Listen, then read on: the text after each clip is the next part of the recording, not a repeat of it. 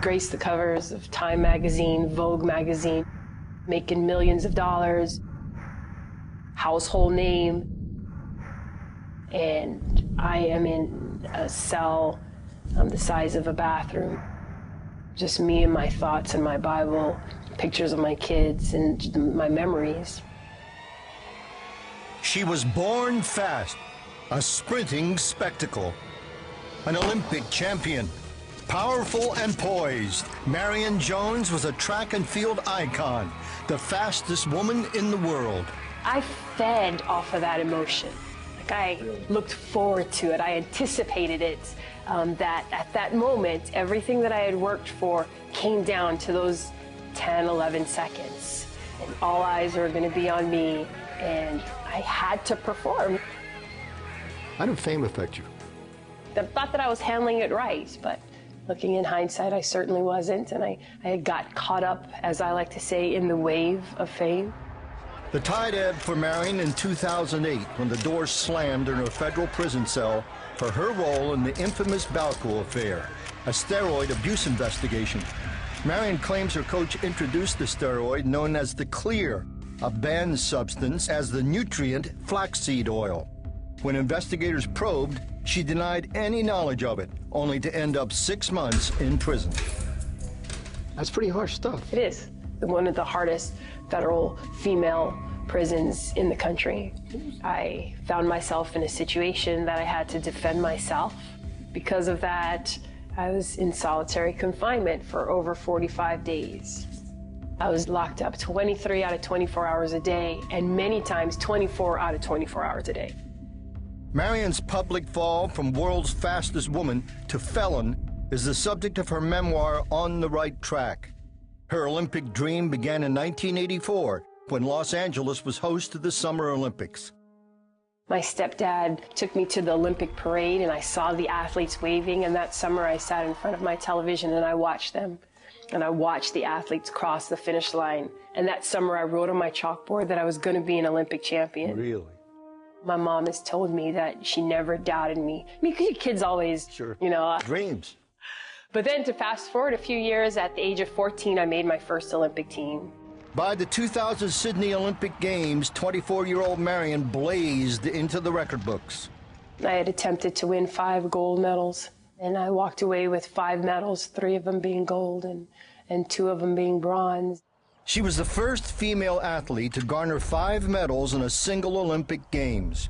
Marion's superstar status was secure in Olympic glory until 3 years later, when a federal doping investigation among elite athletes revealed her feats were fueled by steroids. In 2007, Marion pled guilty to lying to federal investigators and was sentenced to prison. I chose to not ask questions and ignore possible warning flags. And when it came down to it, and I was confronted by federal investigators, and I knew the difference between right and wrong. Hey, I knew the difference between right and wrong. I made the choice to lie. I made the choice to break the law.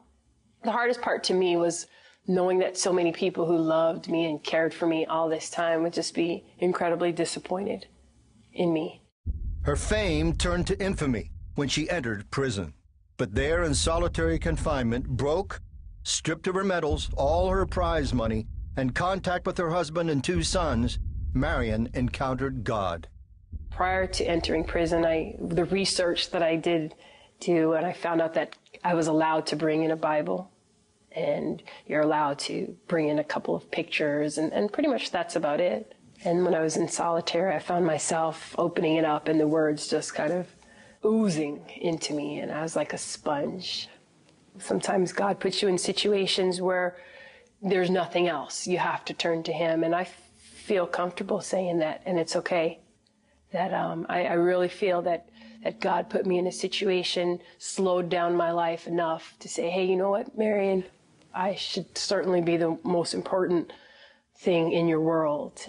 Because of that surrender to God, to Jesus, that it was worth it to pay that price? Absolutely. I say it all the time. Absolutely. I wouldn't wish it on my enemy, but actually I would. If it will change them in such a positive way.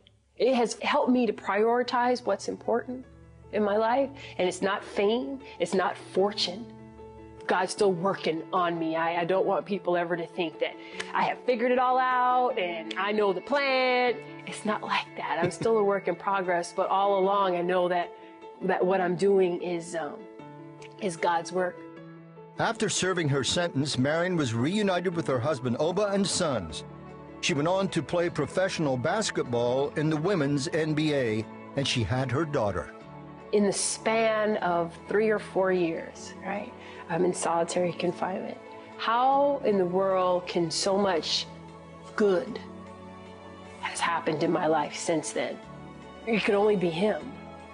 I wanted to share my journey with people with the hopes that people can be inspired and they can hold on to hope by listening to everything that I've been through, because I certainly was at a point where hope was gone. I thought it was gone.